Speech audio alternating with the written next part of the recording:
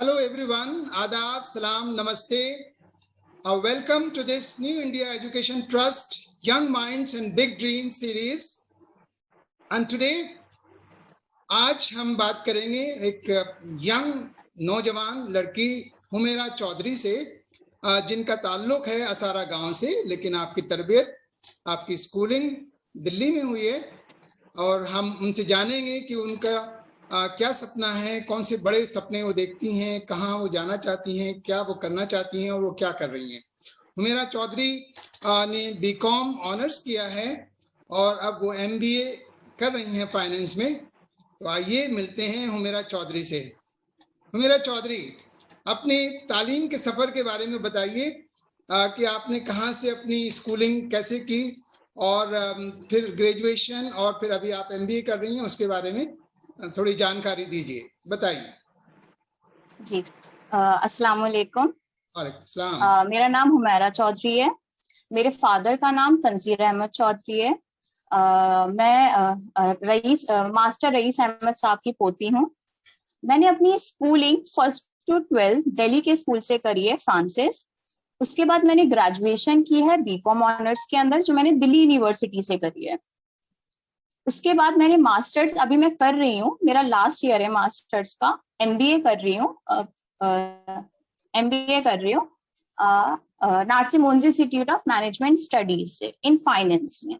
मेरा हमेशा से कॉर्पोरेट में रहने का बहुत वो हुआ है। मैं जितनी भी टीवीज देखती हूँ, सीरीज देखती हूँ, मोस्टली मैं कॉर्पोरेट में जाना चाहती हूँ हमेशा से।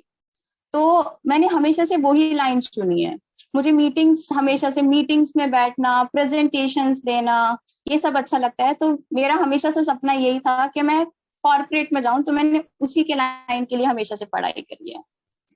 Okay, that's really very good कि आप कॉर्पोरेट का सपना देखती हैं, कॉर्पोरेट में जाना चाहती हैं।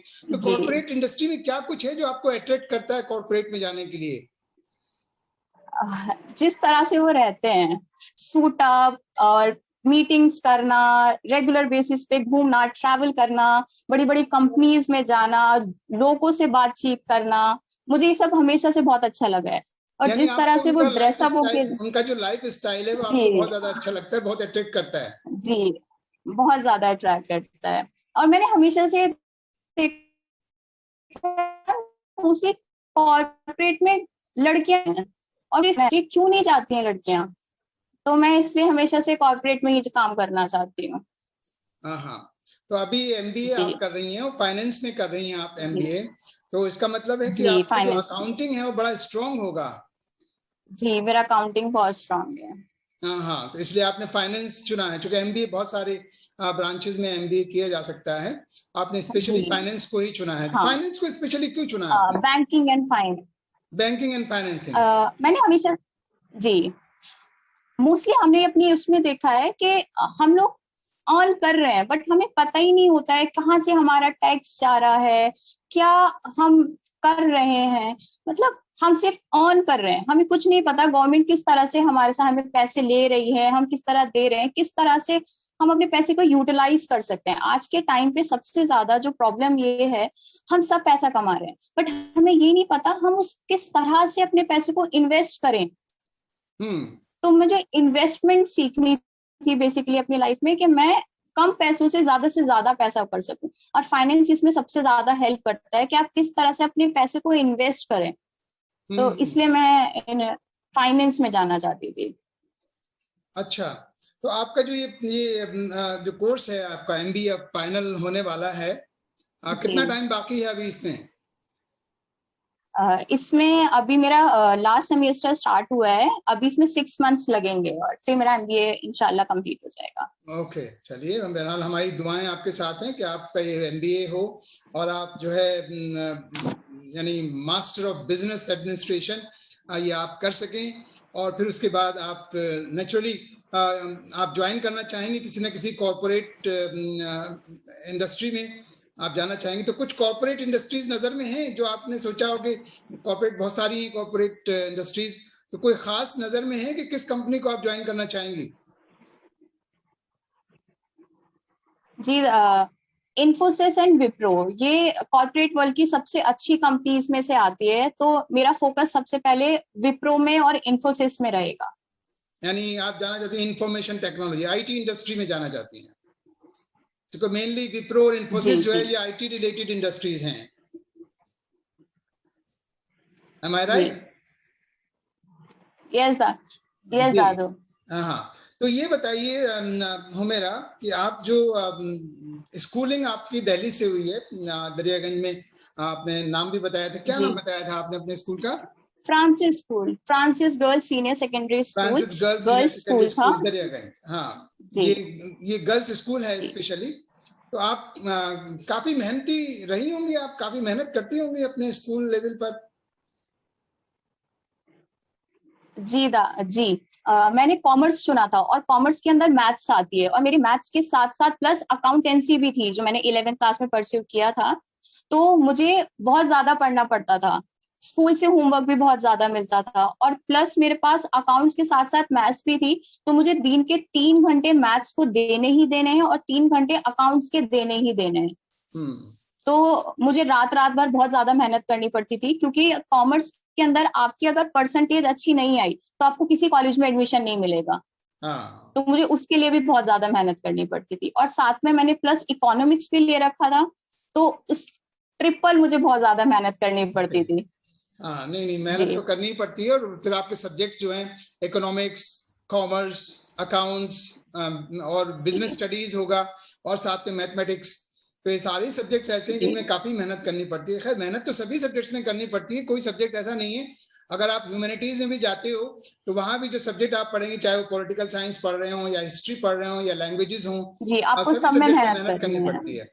बस इस सब्जेक्ट्स में ये है कि आपको प्रैक्टिस बहुत ज्यादा करनी है, आपको क्वेश्चंस बहुत ज्यादा निकालने हैं, क्योंकि जब तक आप प्रैक्टिस नहीं करोगे आप फ्लो में नहीं आ सकते हो क्वेश्चंस को करने के लिए। तो इसलिए आपको इन सब्जेक्ट्स में थोड़े लिटिल एफर्ट्स लगाने पड़ते हैं। हाँ, बिल्कुल बिल्कुल, आपको मेहनत ज्यादा करनी पड़ती है, एक्सरसाइज ज्यादा करनी पड़ती है, उसके लिए बहुत सारे रजिस्टर्स भरने पड़ते हैं आपको, मोटे रजिस्टर्स भरने पड़ते हैं। बहुत ज्यादा रजिस्टर्स भरने पड़ते हैं। पेन बहुत ज्यादा लगते हैं, टाइम बहुत ज्यादा लगता है, बिल्कुल सही बात है। फिर आप उसके बाद बीकॉम ऑनर्स किया, वो किस दिल्ली यूनिवर्सिटी किस कॉलेज से आपने बीकॉम ऑनर्स किया? मैंने उसमें किया है, मैंने कॉरेस्पॉन्डेंस से बीकॉम ऑनर्स किया था। अच्छा, पर वो दिल्ली यूनिवर्सिटी में ही आता है, open school from open learning. That is also part of Delhi university का ही पार्ट है। यानी ये चांस भी है कि अगर आप चाहें रेगुलर नहीं करना चाहते तो आप ओपन कॉलेज, यानी जो फैसिलिटी अवेलेबल है, जो किसी जमाने में बहुत पहले वो जो है स्कूल ऑफ कॉरेस्पॉन्डेंस कहलाता था, अब उसका नाम कुछ बदल दिया गया है। दिल्ली यूनिवर्सिटी के अंडर में आता था। हाँ, दिल्ली यूनिवर्सिटी के अंडर में आता था, तो वो आप अपनी कंटिन्यू कर सकते हैं, और साथ में आप कुछ काम भी कर सकते हैं, जॉब भी कर सकते हैं साथ साथ, ये भी एक फैसिलिटी है।